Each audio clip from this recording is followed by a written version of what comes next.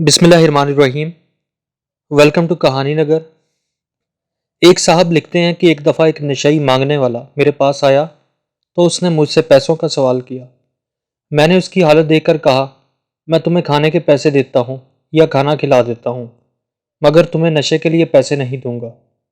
नशई बोला, साहब आप नशे के लिए ही दे दें, खिलाने वाला तो कोई और है। मैंने ना चाहते हुए भी कुछ पैसे उसको दे दिए। मैं थोड़ी दूर तक उसके पीछे चल पड़ा। कुछ दूर एक शादी का समा था। वेटर खाना लगा रहे थे। वेटर के हाथ से खाने का ट्रे गिर गया। वेटर ने बर्तन उठा लिया, मगर खाना वहीं पड़ा रहा। नशई वहीं बैठ गया और खाना खाने लगा। मैं उसे खड़ा देख रहा था।